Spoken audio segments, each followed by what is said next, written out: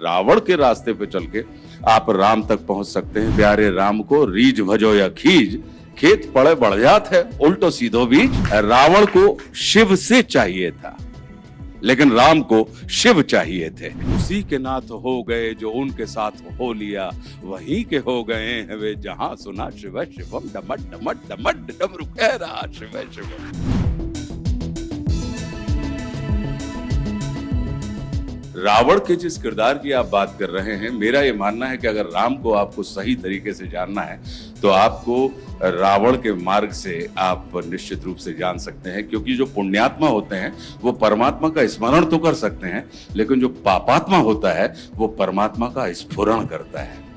पुण्यात्मा भले ही परमात्मा को पहचानने में कहीं चूक कर दे, लेकिन मेरा अपना ये मानना है कि पापात्मा जो है वो परमात्मा को बिल्कुल अंधेरे में भी पहचान लेता है कि ये परमात्मा है, क्योंकि उसका पूरा चित्त चरित्र और चिंतन जो होता है वो परमात्मा के प्रति उनकी जागरूकता के भाव से भरा हुआ होता है। तो मेरा ये मानना है कि रावण के रास्ते पे चल के आप राम तक पहुंच सकते हैं। कुछ लोग क्या होता है पंकज, कि कुछ लोग जुड़कर लड़ते हैं और कुछ लोग लड़कर जुड़ जाते हैं। तो रावण जो है वो लड़कर जुड़ने वाला व्यक्ति है और परमात्मा का सानिध्य ये है, मेरा अपना ये मानना है कि मर्यादा पुरुषोत्तम श्री राम का सानिध्य जो होता है, आप किसी भी तरीके से उनसे मिलें वो आपको निशंक ही करते हैं। इसलिए लिखा गया है कि अपने प्यारे राम को रीझ भजो या खीज, खेत पड़े बढ़ जात है उल्टो सीधो बीज। तो ये वाली जो बात है, तो मेरा अपना यही मानना है कि उनका जो सानिध्य होता है वो आपको निशंक करता है, चाहे आप किसी भी भाव, भाषा या व्यवहार के माध्यम से उनके संपर्क में आते हैं। और जब रावण का जिक्र होता है तो रावण ने सीता जी को कभी छुआ तक नहीं। रावण शिव भक्त थे, उन्होंने शिव की तपस्या की, 10 शीश का उनको वरदान भी मिला और शायद राम के हाथों मरकर वो मोक्ष पाना चाहते थे। तो रावण को अगर उस तरीके से देखे तो प्रकांड पंडित थे रावण। जी, बहुत अच्छी बात आपने कही कि अब देखिए आप कितना विलक्षण किरदार है। और अगर परमात्मा श्री राम और त्रिलोक विजेता रावण के व्यक्तित्व के ऊपर अगर हम दृष्टि डालें तो हम ये पाएंगे कि एक की उपासना, रावण की उपासना, दोनों ही शिव उपासक थे, परमात्मा श्री राम भी और रावण भी। रावण की उपासना में कामना थी और राम की उपासना में भावना थी। तो जब आप कामना से प्रेरित होकर किसी की उपासना करते हैं तो आपका आराध्य आपको वो देता है जो आराधक चाहता है, लेकिन जब आप भावना से प्रेरित होकर आप किसी की उपासना करते हैं तो आपका आराधक, आपका आराध्य आपको वो देता है जो आराध्य चाहता है। तो ये एक जो बेसिक अंतर, रावण को शिव से चाहिए था लेकिन राम को शिव चाहिए थे।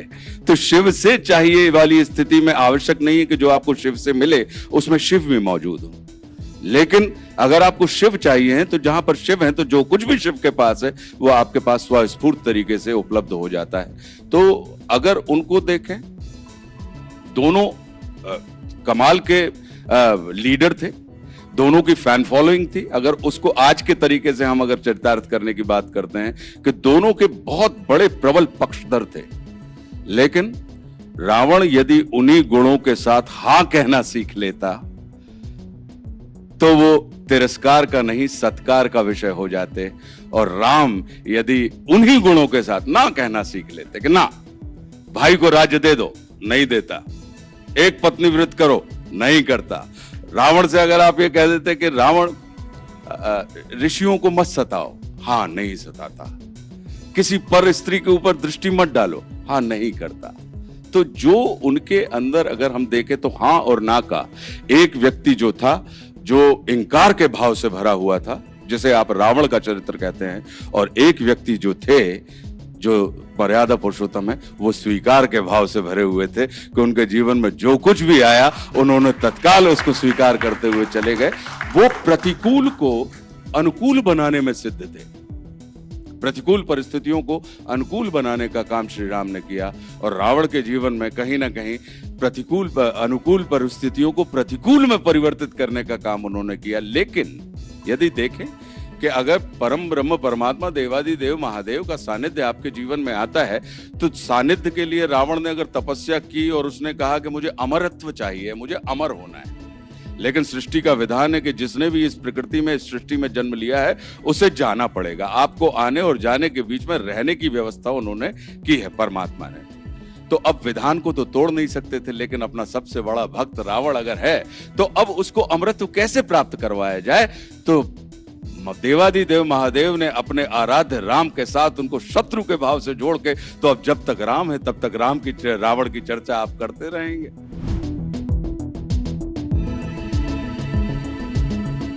दशरथ के पुत्र है। अगर इसको हम उपमा उपमेय अलंकार में लें तो दशरथ क्या, हमारे जो 5 ज्ञानेंद्रियां, 5 जननेंद्रियां, ये जो हमारा शरीर है ये 10 इंद्रियों से भरा हुआ है। तो ये दशरथ है, ये रथ है जो 10 चीजों के द्वारा नियंत्रित होता है। कौशल्या उनकी मां है। दशरथ की 3 रानियां थी। कौशल्या का अर्थ होता है कुशलता, कैकेयी का अर्थ होता है कर्मठता, और सुमित्रा का अर्थ होता है मित्रता। यानी कुशलता के लिए आपको क्या चाहिए? युक्ति। कर्मठता के लिए आपको क्या चाहिए? शक्ति। और मित्रता के लिए आपको क्या चाहिए? भक्ति। तो यदि आपका हमारे अपने इस दशरथ के अंदर यदि हम युक्ति, भक्ति और शक्ति के साथ वैसा संयोजन स्थापित कर पाए तो हमारे जीवन में राम अर्थात ज्ञान रूपी राम प्रकाशित हो जाएगा। वो जन्म ले लेंगे और हमारी ये जो पूरी की पूरी जो देह है वो कहीं ना कहीं अयोध्या में परिवर्तित हो जाएगी। क्योंकि यदि राम जन्म लेते हैं तो अयोध्या में लिया ना, और अयोध्या का अर्थ ही होता है जिसे युद्ध में जीता ना जा सके। तो मतलब युद्ध यानी जो हमारे अंदर जो कॉन्फ्लिक्ट चलता रहता है, द्वंद्व चलते रहते हैं, तो अगर वो द्वंद्व समाप्त हो गए, आप निर्द्वंद हो गए, तो इसका मतलब है कि रोम रोम में प्रकाशित होने वाली जो चेतना राम है वो कहीं ना कहीं आपके पास आ जाएगी। और राम अगर आ जाएंगे तो लक्ष्मण यानी लक्ष्य के प्रति उन्मुख मन आपके साथ पीछे पीछे चलता रहेगा। फिर आपके पास भरत, तो बोले भरत मतलब भाव से भरा हुआ, भाव से रथ, एक ऐसा चरित्र और चित्त आपके अंदर आ जाएगा। और शत्रुघ्न यानी संसार के समस्त शत्रुओं को समाप्त करने वाला साहस आपके अंदर उपस्थित।